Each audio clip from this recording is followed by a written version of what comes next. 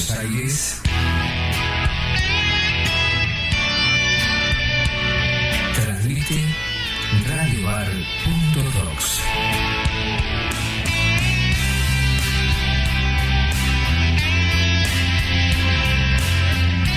Al aire, cultura independiente.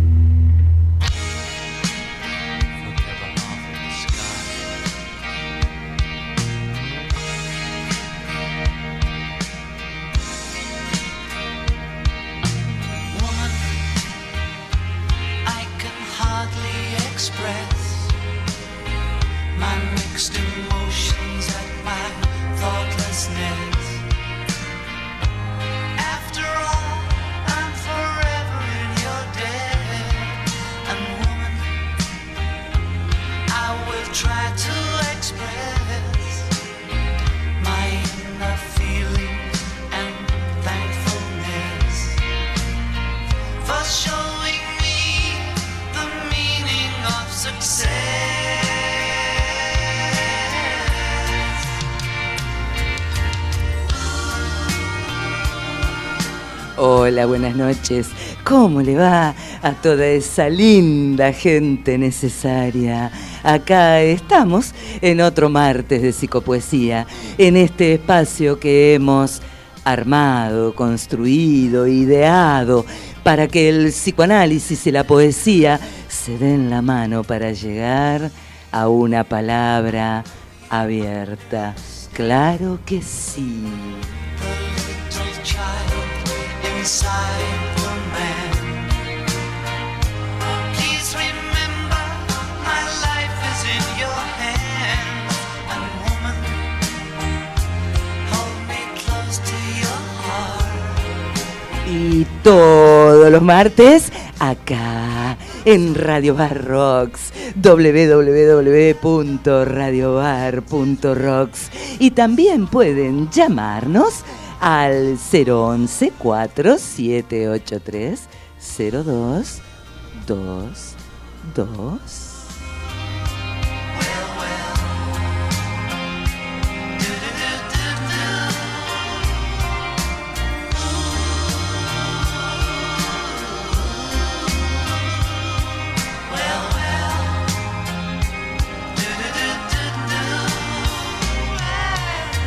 Qué programita que tuvimos la semana pasada, ¿eh? Programón tuvimos la semana pasada, como todos, como el anterior, como el anterior al anterior, como el que fue grabado y se repitió, y como siempre, cuando nos reunimos en esta mesa de domingo, que es psicopoesía, ¿sí? Y la semana pasada Sandra Roxana Arce nos dio una linda recorrida, un lindo recorrido, ¿sí? Por las cuestiones jurídicas de las violencias, los aspectos jurídicos de las violencias. Tuvimos un testimonio en vivo, pavadita el testimonio, ¿sí? Les agradezco a todos los mensajes, las opiniones, las mini conversaciones que hemos sostenido por privado y los abrazo desde esos lugares y les digo que viene un marzo con una tema. Usted sabe, señor programador, nuestro querido programador Marcelo Rey ya está avisadito. Viene un marzo que se las trae. Así que hoy hemos venido con estas ganas de hablar de las palabras. Las palabras y el lugar de las palabras. Sin el i, el lugar de las palabras. Me acuerdo que hicimos un programa que así se llamó, con mi querido amigo al cual quiero muchísimo, Daniel Wiener. Daniel Wiener, que escribió un libro que a mí me fascina, que se llama Un claro en la tierra seca, y que precisamente allí, y precisamente en aquel programa en el cual hablamos del lugar de las palabras, nuestro querido amigo Wiener, escritor, poeta, dice: no dañar el lugar donde nacen las palabras. ¿Dónde nacen las palabras? Ahí viene Mosquera. A ver, Mosquera va a interrogar el texto de Wiener. ¿Dónde nacen las palabras? ¿Qué es dañar el lugar donde nacen las palabras? ¿Qué es dañar? ¿Y qué son las palabras? ¿Sí? ¿Cómo venimos a la palabra? ¿Venimos a la palabra? Bueno, vamos a tratar de hablar de algunas de estas cositas entre todos en el programa de hoy. Please remember, my life is in your hands. And woman, hold me close to your heart. However distant, don't keep us apart. Si hablamos de palabras, nosotros los psicoanalistas, y bueno, no podemos hablar de otra cosa que no sea palabra. ¿Sí? Y si hablamos de palabra, los poetas y palabras, palabra y palabras, ahora vamos a ver, ¿sí? Y no podemos los poetas hablar de otra cosa que no sea palabra, ¿sí? ¿Qué es esta cuestión de la palabra? ¿Dónde se inserta? ¿Cómo se juega en la palabra el contexto? ¿Qué es esto que siempre resaltamos de significante, sentido, significante? ¿Qué es eso? ¿Qué es un significante? ¿Qué es el sentido? ¿Sí? Y bueno, parece fácil. Claro, obviamente. Pero tiene todo un derrotero teórico atrás que hizo que el psicoanálisis se posicionara en ese lugar de la cura por la palabra. Y que hizo también que el poeta juegue con la palabra, juegue entre comillas, ¿sí? ¿Es un juego la palabra? ¿Qué es en poesía esto de el sentido y el sonido? ¿Cómo se unen el sentido y el sonido al valor significante de la palabra? ¿Qué es significante? ¿Qué es el valor significante y el bla, bla, bla? ¿Qué es la palabra dicha? ¿Qué es la palabra escrita? A ver, no cumplimos la función de diccionario. Es simplemente tratar de escarbar un poquito por acá. Palabra dicha, palabra escrita. ¿Es lo mismo? ¿Cómo se juega hoy la virtualidad de la palabra? ¿Sí? A ver, vamos a escuchar un poquito a alguien. Y hay más. Esperemos cubrir todo. ¿A usted qué le parece? Don Marcelo, esperemos cubrir todo. ¿Sí? ¿Qué son las palabras que dejan una marca? ¿Cuál es la marca de la palabra en el sujeto? ¿Cómo marca la palabra al sujeto? ¿Lo determina, lo marca? ¿Qué pasa por ahí? ¿Sí? ¿Qué es esto de la dicción y la adicción? Dicción, he dicho. Adicción, es no dicho. ¿Qué pasa ahí con esa palabra? Adicción. Bueno. ¿Cuál es el más allá de la palabra? ¿Y cuál es el más acá? Bueno, ahí vamos. Escuchamos a un ratito nomás, unos minutitos a alguien que dijo algo interesante sobre el lugar de las palabras.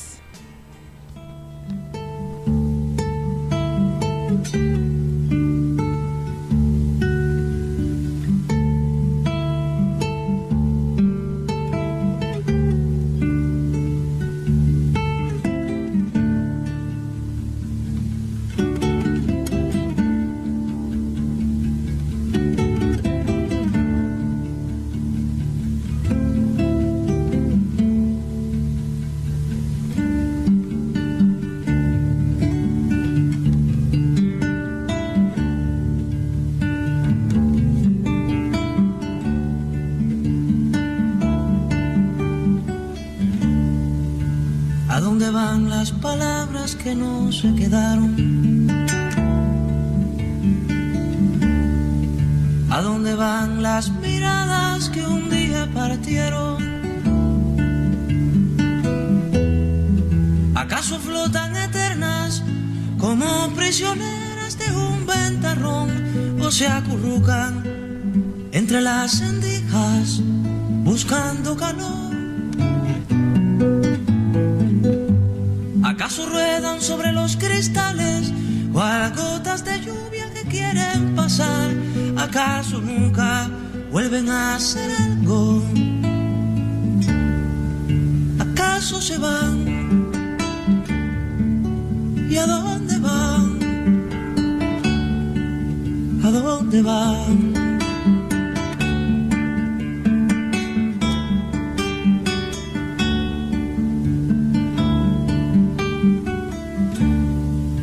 ¿En qué estarán convertidos mis viejos zapatos?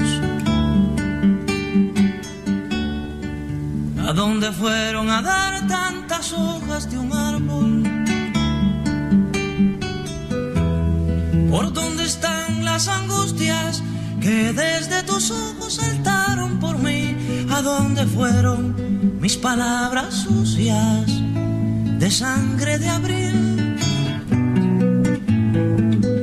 ¿A dónde van ahora mismo estos cuerpos que no puedo nunca dejar de alumbrar? ¿Acaso nunca vuelven a hacer algo? ¿Acaso se van? ¿Y a dónde van? ¿A dónde van? Lindo lo dice don Silvio, ¿eh? Les cuento, tengo una amiga, una persona preciosa que colabora hoy con nuestro programa y nos mandó esto para que yo les lea. A ver, esto que es tan bonito y que ella escribió para, a lo mejor lo tenía escrito, pero lo mandó para esta oportunidad, para hablar de las palabras con esa generosidad tan linda que tiene la gente necesaria. Las palabras silvanan letras, hacen lazo dando vida a la cosa y su ser. Las palabras hacen danzar los pensamientos en la poesía de los pájaros. Florecen sensaciones o despiden primaveras. Y en aquel ocaso encuentran su descanso. Recorren las mareas y vuelven con el oleaje a escribir en la arena sus historias remotas y revueltas. Las palabras sueñan su origen y se originan en sueños. Sueñan que ríen, que lloran, que cantan. Sin embargo, tal vez su guiño más subversivo sean sus silencios buscando su destino. Muchas gracias, Verob Suárez. Gracias, bonita.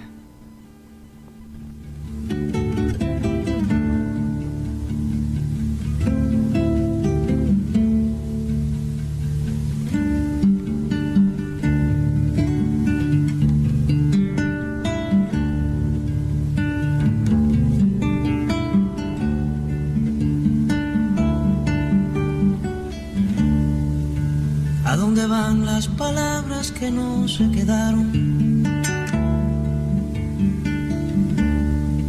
¿A dónde van las Bueno, miradas? qué lindo lo que escribió doña Verob, ¿eh? Qué lindo, muchas gracias de nuevo. Sí, bueno, vamos a arrancar por la manito del psicoanálisis. Vamos ahí, gracias Raúl Romero, acá te veo deseándonos un buen programa, muchas gracias. Tu palabra es bienvenida. Bueno, vamos a arrancar por el psicoanálisis. En el psicoanálisis alguien dice y alguien escucha. Y en ese decir y en esa escucha se juega una palabra. Y acá y se juega la palabra. Acá voy a seguir un artículo maravilloso que se llama La palabra y sus sombras, del doctor Alberto Loschi, ¿sí? Y vamos a ver qué nos dice de esto de lo que se habla y lo que se escucha. Y vamos a ir dialogando con el texto. En su sentido más puro, el psicoanálisis es pura palabra, dice don Alberto Loschi, ¿sí? El matiz irónico que se le puede dar se acompaña de argumentos tales como y los afectos y las personas y lo real del sujeto y las cosas que le pasan en la vida y el cuerpo y sus trastornos. ¿Dónde queda todo eso? Como dice Silvio, ¿a dónde va todo eso? ¿Sí?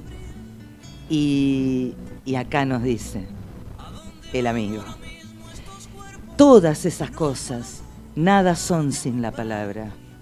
O sea, los afectos, el cuerpo, lo real del sujeto, lo simbólico, lo imaginario, obviamente, eso lo agregamos un poquito en este diálogo con el texto. Las cosas que pasan en la vida, ¿sí?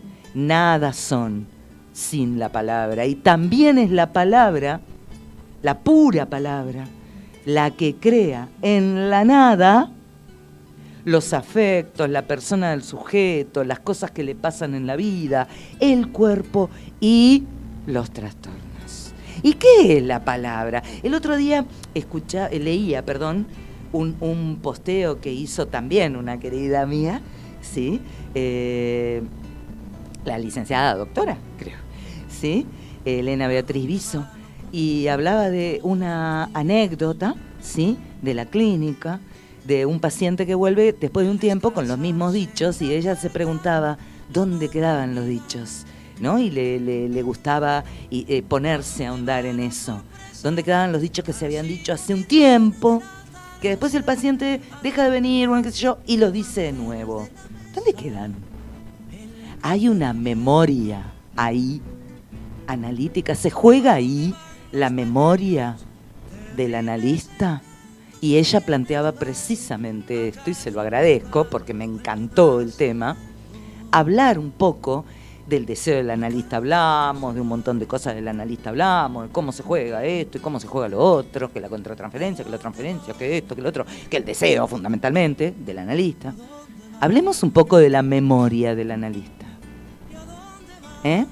Porque si el espacio terapéutico, el espacio, el entre dos ahí, opera y se puede analogar a un sueño, y uno podría decir, fantaseando con esto, ¿no?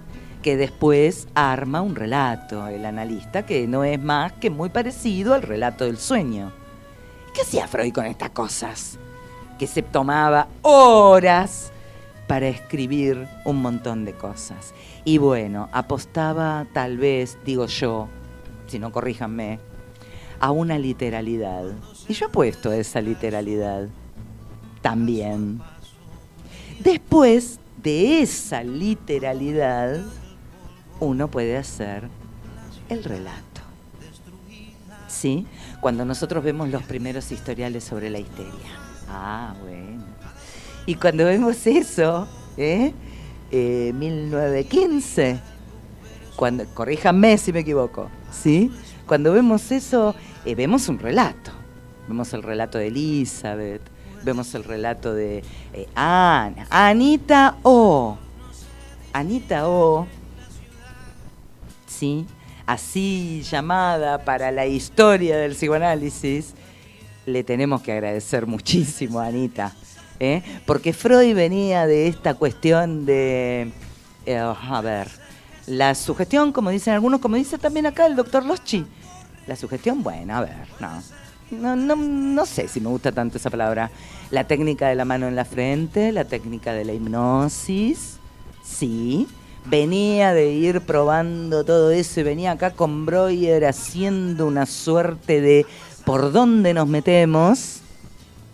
Y de repente un día, Anita, así como quien no quiere la cosa, mientras Freud estaba ahí hablando en lo que después dijo, no se educa, ¿sí? Y bueno, él estaba hablando, explicando, estaba experienciando, ¿Sí?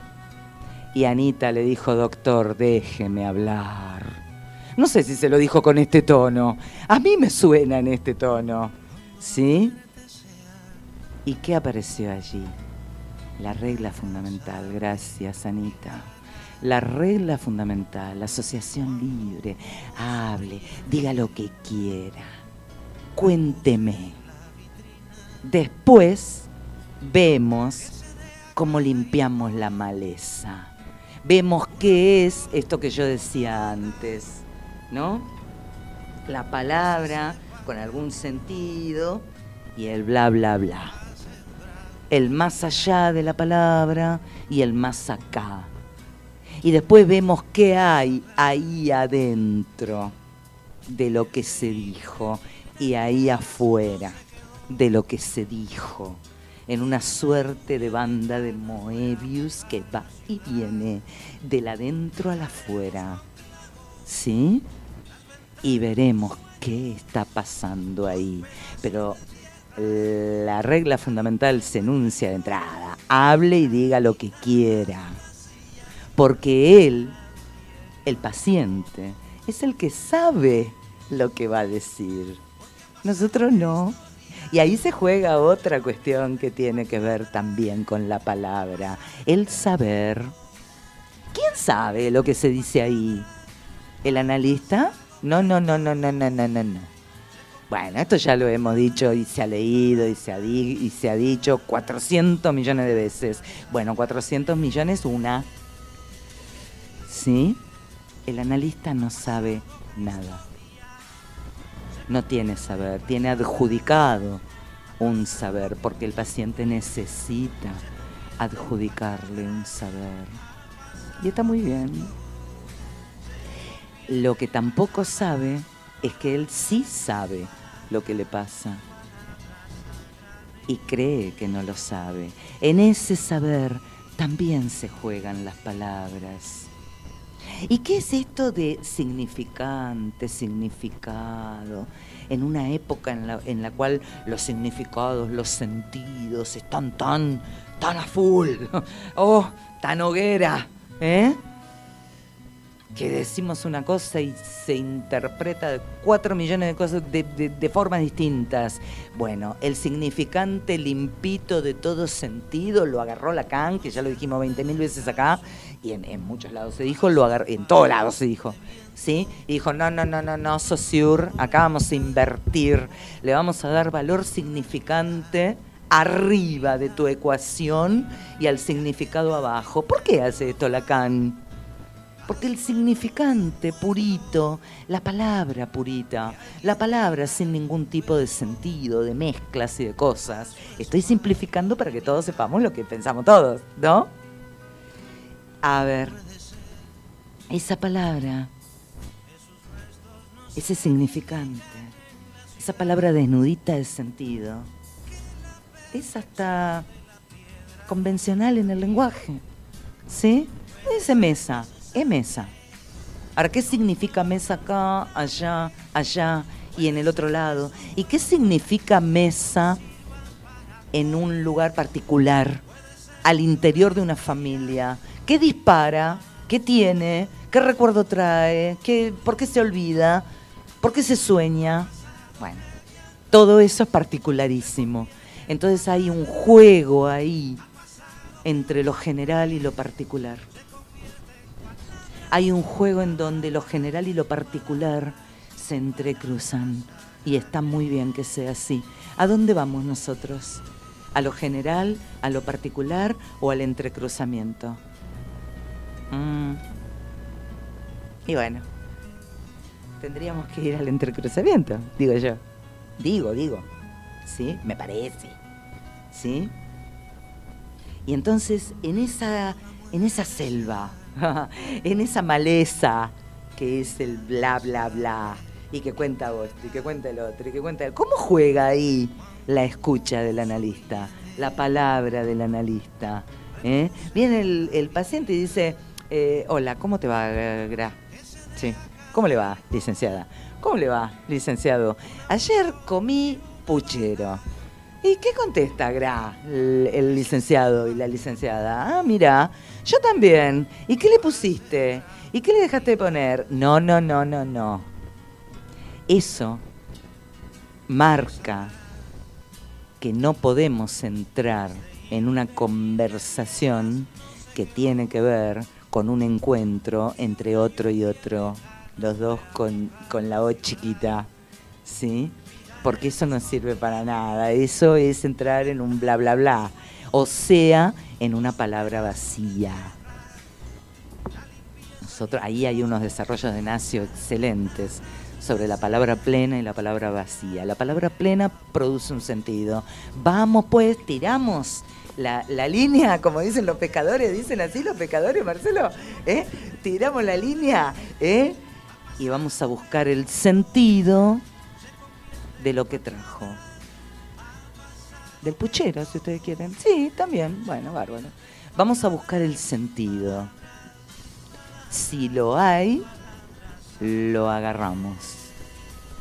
Si no lo hay, queda ahí, en ese lugar que tal vez, alguna vez, y por qué no, vuelva. ¿Por qué no? ¿Sí? A ver qué nos está diciendo nuestro amigo don Romero, que escribió largo don Romero. Espere que tengo que abrir lo que... largo, Romerito. Pero no importa. Largo y lo escribiste el año pasado. Sospecho que estabas ahí al otro lado de la huella donde el sueño, y de esa luz oscura donde la mañana desvanece los caminos, te aparecía mi latido despojado de la sangre de tus manos presurosas. ¡Epa! Abreviamos. Sospecho que estabas ahí, al otro lado de esa lágrima sin mejilla, y del otrora futuro, ese presente de regresos al pasado, aletargaba el gemido. ¡Epa! Se me puso romántico, don Romero. Lo vamos a postear esto, Lo vamos a postear y lo vamos a meter en el programa de romanticismo. ¿Qué le parece, Romerito? Sigamos con la cuestión de las palabras, ¿sí? Vamos a seguir con el artículo. Sí, ¿qué relación hay entre el inconsciente y la palabra? Hay una relación entre el inconsciente, porque la palabra se ve, se palpa a través del oído, a través de la escritura. ¿Y el inconsciente? ¿Cómo se juega ahí? Y sí, se juega precisamente porque el inconsciente no sería si no hubiera palabra. ¿Sí? Qué lindo este fondito de Leonard Cohen, acertadísimo, don Rey. Qué lindo este fondito, porque precisamente dice, todos sabemos, mire usted, everybody knows, todos sabemos. ¿Y qué sabemos? Que no sabemos nada. Pero a ese saber que no sé nada, y a ese pienso luego existo de la filosofía, el inconsciente le viene a poner un pienso en palabras, sé que pienso. ¿Por qué? Porque el inconsciente, estructurado como un lenguaje, el inconsciente con las reglas de la metáfora y la metonimia, el inconsciente no es sino a través del otro que con una palabra funda el inconsciente. ¿Se acuerdan de Melanie Klein? Y el caso Dick. Tren papá. Uy, qué lindo caso. Recomiendo la lectura de ese caso. Donde Melanie, ay, cómo me gusta Melanie, funda el inconsciente. ¿Por qué? Porque genera una significación en un juego de un niño de 5 años que aparentemente no podía hablar. Llegamos desnuditos de palabras. Llegamos cacho de carne, como diría Don Jacques. Llegamos cachorro humano, ¿sí? Sin nada. Ni siquiera imágenes. Tal vez, y nos tendríamos que meter un poquito con Otto Rank a hablar de esto del trauma del nacimiento. Bueno, lo haremos en algún momento. Tal vez el sonido, haya una memoria auditiva ahí, tal vez. Y sí. Y tal vez haya una memoria olfativa ahí, una cuestión olfativa, como decía un profesor que yo tenía en la materia farmacología, que hablaba de la pulsión olfativa, el doctor Delgado. Y bueno, tal vez eso es lo que permite también la palabra, seguir abriendo caminos, seguir viendo cosas, hablando de cosas que podemos seguir leyendo y volviendo a leer. Porque si hay palabra, como decimos acá, ¿no? Palabra abierta, nada queda cerrado. El sentido cerrado, la certeza significante también nos encierra en una dureza de sentido absolutamente sectaria, no sé si es la palabra, absolutamente cerrada, me voy a repetir, nos encierra en una certeza absolutamente cerrada que hace que las cosas no avancen y se mueran ahí adentro de la ostra, como una perla preciosa, divina, hermosa, pero que nadie puede apreciar. Entonces, el sentido se abre, se expande. Seguimos leyendo cosas, nos leemos entre todos siempre y cuando ese sentido tenga una fundamentación lógica. No me vengan con esto de que, no sé, el tema del yo y el tema del fortalecimiento del yo y todo lo que ahora está pululando y dando vuelta, bueno, no, ahora no, hace mucho tiempo ya, en técnicas de comunicación, en esto, en el otro, y la flor que sale del cemento. Me parece bárbaro, todo divino, pero los mandatos, la personalidad que adquirimos, yo sigo de alguna manera siguiendo el texto de mi amigo, de alguna manera, todo eso es lo que va marcando una forma, va fundando un inconsciente que no es más que palabras. Y acá, como nos dice mi querido amigo, que lo quiero mucho, Ernesto Pérez, lo quiero mucho. Ernesto Pérez nos dice, el inconsciente circula entre las palabras. Claro que sí, Ernesto. El inconsciente, a ver si vos estás de acuerdo conmigo, el inconsciente circula entre las palabras. Y en el entre, ¿sí?, se produce una significación. Y en ese circular entre las palabras se produce la dinámica inconsciente. ¿Sí? A ver si estás de acuerdo conmigo. Everybody knows that the boat is leaking. Everybody knows the captain lied. Everybody got this broken feeling like their father or their dog just died. Everybody talking to their pockets. Y acá, a ver, avanzamos un poquito más en el artículo de Alberto Loschi, que me encantó, ¿sí?, en lugar de las palabras. Él dice, la palabra precede al sujeto. Bueno, de eso veníamos hablando. La palabra precede al sujeto. ¿Por qué precede al sujeto? Porque el sujeto viene vacío, no tiene nada, no tiene esto, no tiene el otro. Y aparece el otro. ¡Oh! Gracias que aparece el otro. Aparece el otro y lo mete en el mundo del lenguaje. Y con significaciones. Con significantes, con significaciones. Y bienvenido sea, ¿sí? ¿Se acuerdan? Bueno, ejemplo también tan remanido, la película Náufrago, La pelota, Wilson, y sin Wilson, sin haber tenido un otro para conversar, para contarle sus cosas, sus dolores y qué sé yo, y 4.000 y pico de días estuvo en esa isla, hubiera estado muchito menos, ¿sí? Porque la palabra también, como dice Berov en su escrito que leímos hace un ratito, crea ese lazo social, esa red, ¿sí? Eso que permite estar entre el otro, con esta circulación inconsciente y consciente, ¿sí? ¿Y qué quiero decir con esto de que la palabra precede al sujeto? Bueno, fantástico. Viene, no sé, nace Juanita y Juanita es así, y Juanita se ríe y Juanita es tan tierna. Y Juanita no tiene la menor idea de lo que es ser tierna, ni de lo que es. Tiene reflejitos, ¿sí? Tiene estímulo-respuesta, bárbaro. Pero hay un otro ahí, generalmente, un otro materno, generalmente, y sino quien cumpla la función, que con los primeros cuidados, etcétera, etcétera, empieza a significar los gestos y todas esas cosas que van a determinar la personalidad de Juanita.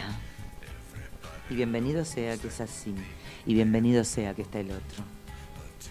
El sujeto del psicoanálisis, sigue diciendo mi amigo, es el sujeto de la palabra. Es sujeto, efecto de la estructura del lenguaje. Efecto. El sujeto es un efecto de la estructura del lenguaje. Sí, señor. Es un efecto. ¿Por qué es un efecto?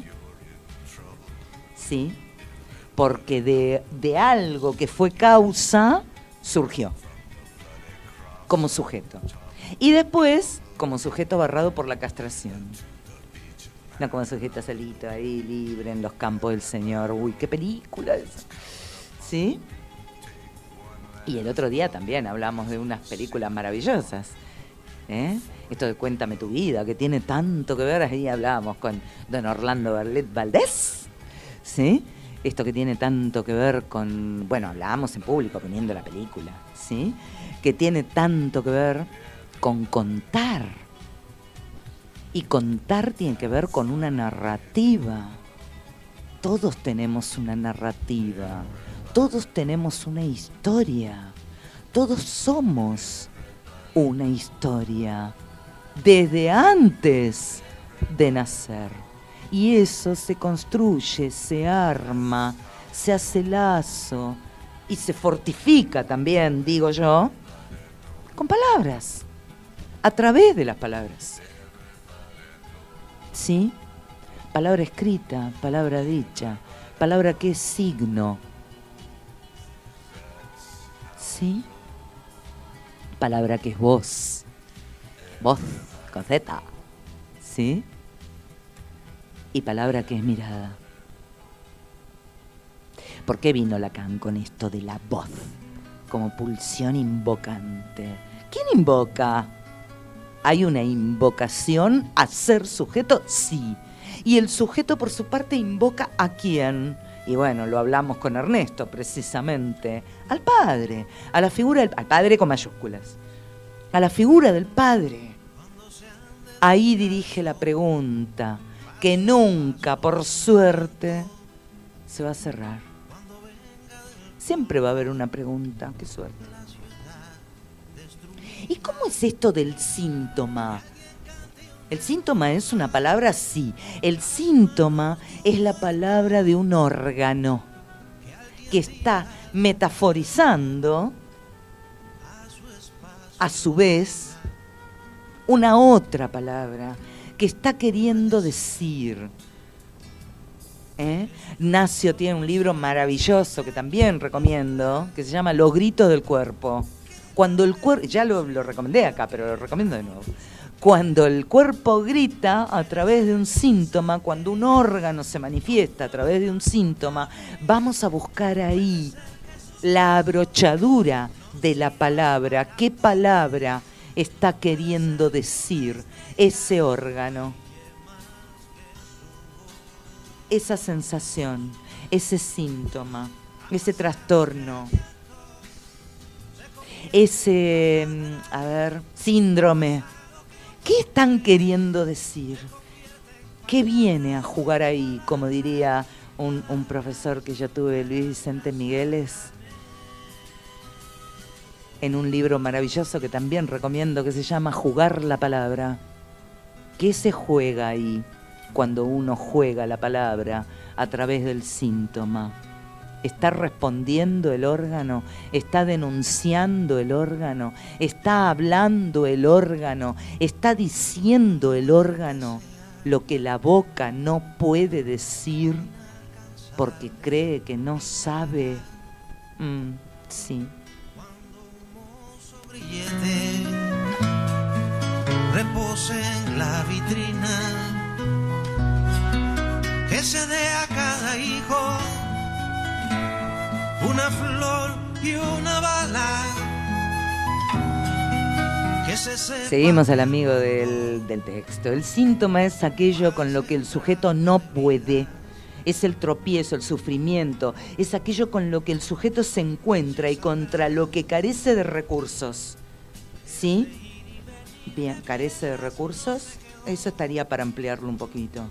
O piensa que carece de recursos, o cree que carece de recursos, o no sabe que tiene recursos. Bien. Pero a veces, no, sigue acá, no basta ni con el malestar ni con el sufrimiento para que alguien se dirija a un psicoanálisis. No basta, a veces no alcanza. Quiere algo más. ¿Sí? Y en muchas ocasiones el sujeto se queda ahí, parado, en su malestar, instalándose en una queja cotidiana. Bueno, acá venimos. ¿Se acuerdan de Hegel y esto de la postura de alma bella? Esto a mí me pasa por culpa de Juan, por culpa de Pedro, por culpa del otro, por culpa del qué sé yo. No, basta, se terminó. ¿Qué lugar ocupo en esa queja que me aqueja? Y tomo una posición subjetiva que, por supuesto, va a estar entrecruzada por la historia, la subjetividad de época, por esto, por todo lo que ustedes quieran, ¿sí? Por todo lo que ustedes quieran. Por lo aprendido, como decíamos el otro día en el programa sobre las violencias, sí, también. Por lo aprendido también. Pero formaron todas esas cosas lo constitucional heredado que decía don Freud, Tata Freud, como te quiero, ¿sí? Formaron una forma de ser, valga el juego de palabras, formaron una queja, formaron una de las estructuras clínicas, sí, formaron un algo que nos hace, nos exige tomar una posición frente a ese algo. Como dice Lacan, hace falta que algo empuje, dice don Lacan. Hace falta que algo empuje para salir de esa inercia. Algo que viene ahí a decir, ¿qué lugar ocupo acá? ¿Qué me pasa acá? Quiero saber. Algo que empuje, como dice Jacques. Bueno. Acá Raúl Romero dice la palabra, ese interrogante que escapa a los silencios. Sí, Raúl. Y a veces te agrego, el silencio también es palabra.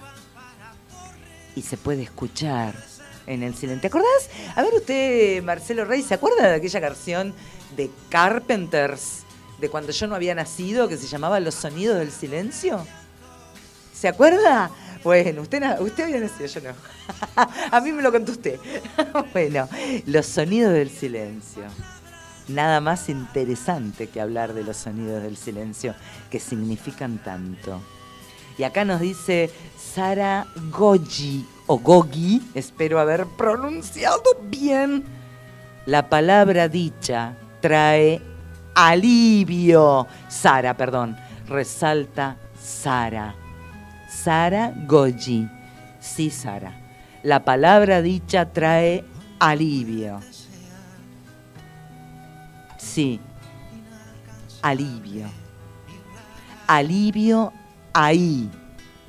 Alivio, si vos querés, y me dejás jugar un poco poéticamente con tu palabra.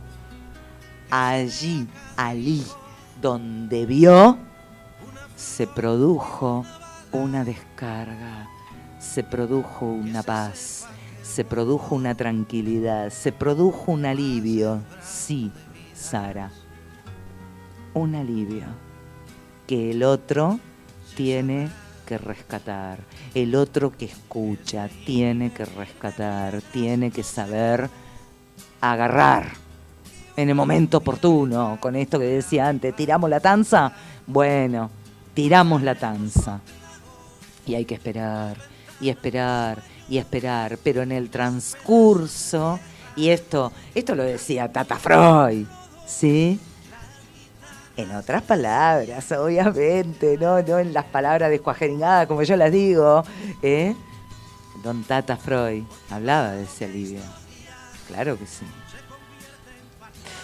Ernesto Pérez nos dice, la palabra abierta se abre a la verdad. Ahí está, ¿ves? ¿Tenés esa precisión, Ernesto, que te digo? Me dan ganas de darte un abrazo ahora. Y ya te lo di. Claro que sí. La palabra abierta se abre a la verdad del sujeto. Corregime, por favor, si estoy equivocada. A la verdad del sujeto, a esa verdad, como decíamos antes, que no sabe, que sabe, pero sabe, a esa verdad que tal vez, llegó sin querer escuchar, o que nunca quiso escuchar, tal vez, a esa verdad que es su verdad, su posicionamiento subjetivo, que le da una posición frente al mundo. Aquí tenemos que hacer un pequeño y chiquitito, pero muy chiquitito, parate, pero así chiquitito, para ponerle a una de nuestros queridos oyentes necesarios el link. With their fingers crossed, everybody knows the war is over. Everybody knows the good guys lost. Everybody knows the fight was fixed.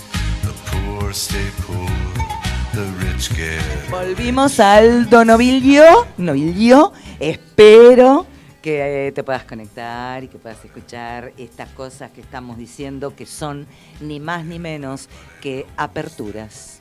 Aperturas de lectura, aperturas de inquietudes, aperturas de cosas que nos pueden dar vueltas. Y ahora nos vamos a meter un ratito con la poesía, pero hablamos de algunas cosas que nunca está mal repetir una y otra vez para que todos sepamos lo que decimos todos, para que todos entendamos lo que decimos todos. Es lo mismo, es lo mismo la palabra del otro con la O chiquita que la palabra del otro con la O mayúscula. No es lo mismo. ¿Sí? Por ejemplo, desde las religiones. ¿Es lo mismo la palabra de la persona que tengo al lado en una situación de algún rito religioso, una misa o cualquier otro tipo de rito, ¿sí? Que la persona que está delante diciendo es palabra de Dios, por ejemplo, en el ritual de la misa de los cristianos? No es lo mismo. ¿Es esto de lo sagrado de la palabra algo que determina esta invocación al Padre que hablábamos con Ernesto en el programa sobre el Padre? ¿Sí? Esta invocación que dice: Padre, ¿quién soy? ¿A dónde voy? ¿Para qué estoy? ¿Sí? Porque alguien tiene que tener la palabra que se llama respuesta. Alguien tiene que tener la respuesta. Porque hay algo, una palabra, así como Sara nos hablaba de la palabra alivio, la palabra dicha, Saragogi, espero estar pronunciando bien tu apellido, trae alivio. Hay otra palabra a la cual le huimos terriblemente, nos escapamos para cualquier lado con tal de no sentirla. A veces nos escapamos por la vía sintomática también, y a veces nos escapamos por distintos lugares, hasta por la sordera también, que es la palabra vacío. nosotros venimos con un vacío existencial al mundo. Nosotros somos un vacío existencial. Nosotros somos una otra palabra de 4 letritas que es la nada. Porque venimos nada. Y nos espera una nada. Y en el medio, para no caer en esa desolación impronunciable de la nada y del vacío existencial y de la muerte y nada, vamos llevando todo un recorrido cargado de significaciones, de historizaciones, de relato. Y también, dentro de todo eso, creencias. Y ahí, en todas esas cosas, el gran otro, el otro de la O mayúscula, la pucha que es importante. Porque si no, es el Wilson. El Wilson de la película Náufrago, ¿sí? Y sí, es un poco Wilson. No, nunca me imaginé una cara de Dios como la cara de la pelota Wilson, pero bueno. Sí, es un poco eso. Porque a alguien le tengo que dirigir la angustia existencial.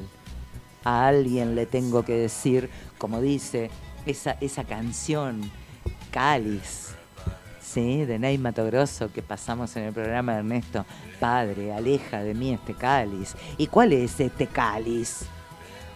La vida. Y lo posterior. Bueno, a ver, seguimos con esto, pasamos por Nacio, pasamos por todos lados, ¿sí? Acá encontré algo que a vos te va a gustar, ¿sí? Raúl Romero, por esto que decías de los silencios, ¿eh? Encontré un análisis de Samuel Whitby que habla de añadir el silencio a la palabra. Y en este análisis, en este artículo, hace un análisis, valga la redundancia, ¿sí? La palabra redundancia yo la tendría que aprender, ¿no? La uso cada rato. Uso lo que significa. Bien. Sobre Roberto Juarros. En el análisis de la poesía, en el análisis de la literatura, de la escritura de Roberto Juarros, encontramos muchísimo que tiene que ver con esto de la palabra.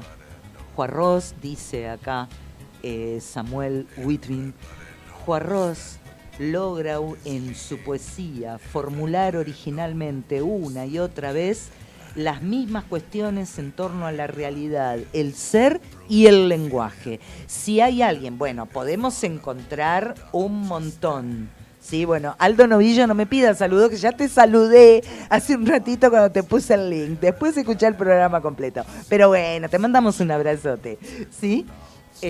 A ver, si hay alguien, y debe haber muchísimos más, pero hoy hacemos el recorte ahí, que trabajó esta cuestión de la realidad, del ser y el lenguaje en el ámbito de la literatura, bueno, hay un montón más, está Borges, hay un montón, pero hoy hacemos el recorte en Don Juarros.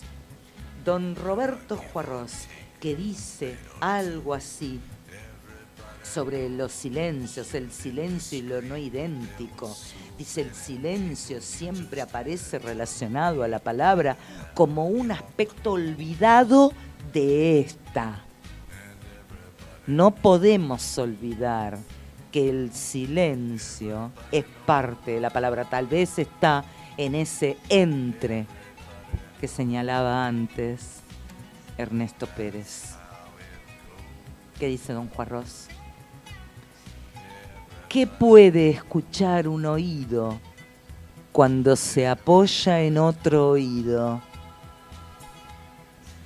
La ausencia de la palabra es un largo signo menos que se desprende de su cifra. El color es otro modo de reunir el silencio. La forma es un espacio distinto que presiona al otro espacio, como si fuera una cáscara. Un pez enloquecido desparrama el corazón del agua en el centro del hombre y allí abre el espacio donde puede nadar el silencio del pez, su acrobacia de ausencia. ¡Wow! Poema 16 de Quinta Poesía Vertical. Ay, ay, ay, porque vieron que Juarros hizo su obra llamada así, Poesía Vertical, y creo que llegó hasta la octava, si no me equivoco y si no me estoy olvidando, octava Poesía Vertical o un poquito más. El silencio, dice el autor de la nota, al igual que lo invisible, no es una negatividad que necesariamente afrente, sino la condición fundamental del lenguaje. Estos dos poemas, el que leímos recién, el que vamos a leer ahora, pero muchos más, ilustran esto que decimos, dice el autor de la nota, Whitby. Volvamos, para ordenarlo. Al igual que lo invisible, el silencio no es una negatividad que necesariamente afrente, sino la condición fundamental del lenguaje. Dice Juarros, desbautizar al mundo, sacrificar el nombre de las cosas para ganar su presencia. El mundo es un llamado desnudo, una voz y no un nombre, una voz con su propio eco a cuestas, y la palabra del hombre es una parte de esa voz. No una señal con el dedo, ni un rótulo de archivo, ni un perfil de diccionario, ni una cédula de identidad sonora, ni un banderín indicativo de la topografía del abismo. El oficio de la palabra, más allá de la pequeña miseria y la pequeña ternura de designar esto o aquello, es un acto de amor. Crear presencia. El oficio de la palabra es la posibilidad de que el mundo diga al mundo, la posibilidad de que el mundo diga al hombre. La palabra, ese cuerpo hacia todo. La palabra, esos ojos abiertos. ¡Ay, Juarros! La palabra, ese cuerpo hacia todo. La palabra, esos ojos abiertos. Bueno, magistral, obviamente, como puede escribir un gran poeta. Un gran, y perdón, no, disculpen, no lo tomen a mal, mis colegas poetas, un gran escritor. Porque para ser poeta hay que ser escritor. ¿Les guste o no les guste? Es así. Bueno, la musiquita nos dice que nos tenemos que ir. Y antes de irme, les recomiendo Un claro en la tierra seca. Se consigue en Librería Santa Fe, acá en Cava, y si no, en Ciudad Autónoma de Buenos Aires. Y si no, se comunican con Librería Santa Fe a ver si tienen alguna posibilidad de envío o lo que sea. Un claro en la tierra seca de mi amigo Daniel Wiener. Librazo. Poesía. Impulso a la palabra de quien les habla, donde decimos algunas cosas que tienen que ver con el sujeto poético y lo que estuvimos hablando hoy. El leer en el habla de Slimovich, Muerza, Levi, Pastrana, Duro y otros, ¿sí? Compilación de Pablo Garrofe sobre la lectura en el lenguaje. 6 semiólogos en busca del lector: Saussure, Peirce, Barthes, Greimas, Eco y Verón. Compilador y coordinador, Vittorino Sechetto. ¿Sí? 6 semiólogos en busca del lector. Y para irnos, si me deja Marcelo Rey, ¿sí? Yo quiero decir algo. A ver. Cada vez que una palabra muere, hay una empobrecida conmoción que invade el cuerpo. Un destello rompe los cristales que rompe los cristales, un resumen de fines y misterios. Cada vez que una palabra muere, las golondrinas asisten a un entierro.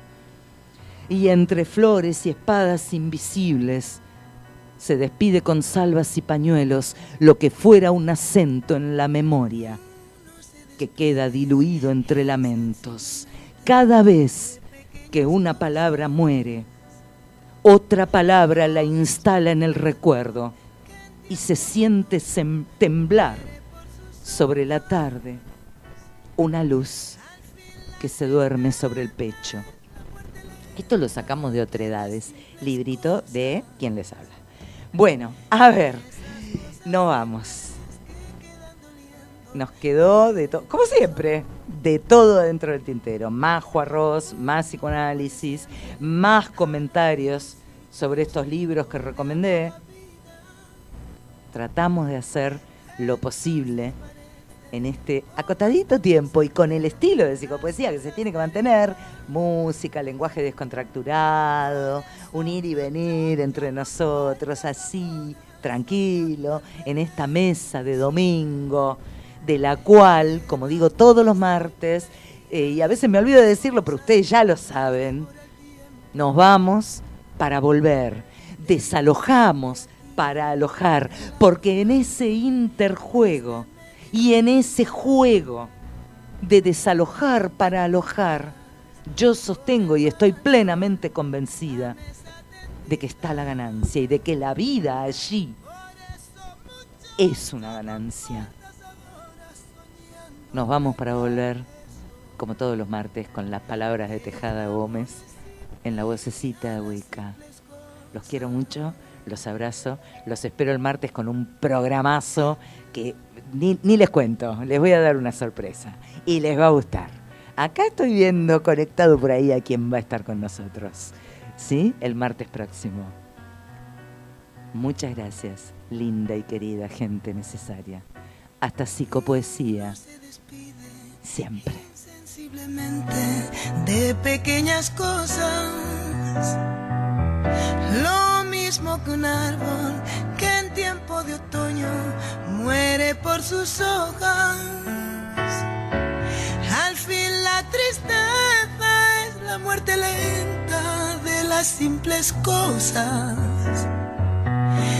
Esas cosas simples que quedan doliendo en el corazón.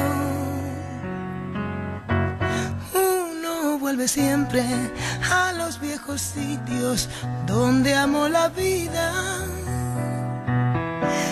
Entonces parece como están de ausentes las cosas queridas. Por eso, muchacha, no partas ahora soñando el regreso, que el amor es simple y a la simple. Estás escuchando Radio Bar, Radio Bar.rocks.